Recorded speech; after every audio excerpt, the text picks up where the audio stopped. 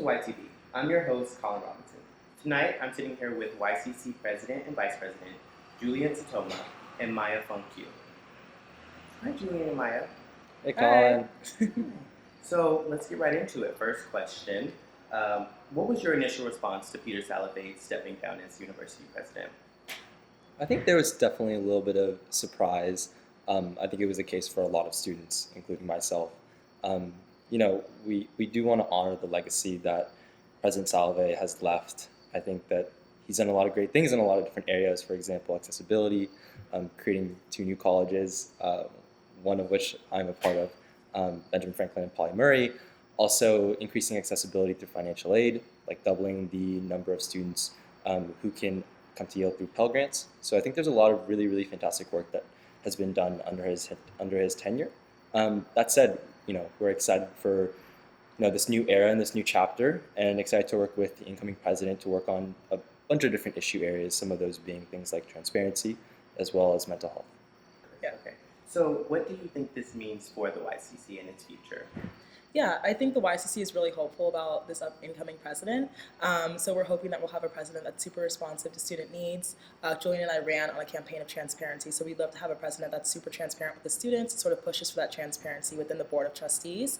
We'd also love to see a president that focuses on mental health. So we saw how important that was through students who had to deal with that during COVID and continues to deal with those issues now. So we love a president that really focuses on those as well, along with a number of different issues as well. So we're very hopeful, and we hope that this will be a great era for us. Yeah, and I think one key issue that we hope to see the incoming administration be really strong on is diversity, especially in the wake of post-affirmative action and seeing a lot of different universities, including Yale, being challenged for practices that would safeguard and bolster diversity on campus. So we'd hope to see that the new president and incoming administration focuses on creating spaces for MENA students, for example, and making sure that admissions practices are ensuring that students from all backgrounds, including people of color and people who, are coming from perhaps like less advantaged backgrounds, are given the same shot.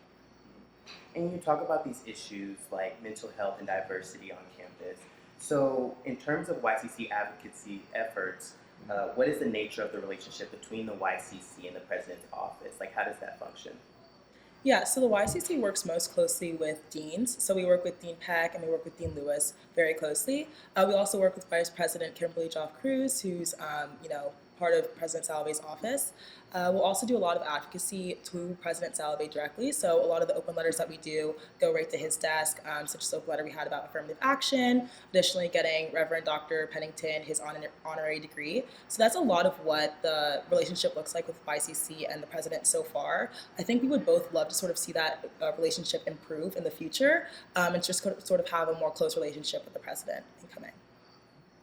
So with that, like, how do you potentially see having a new university president affect this relationship?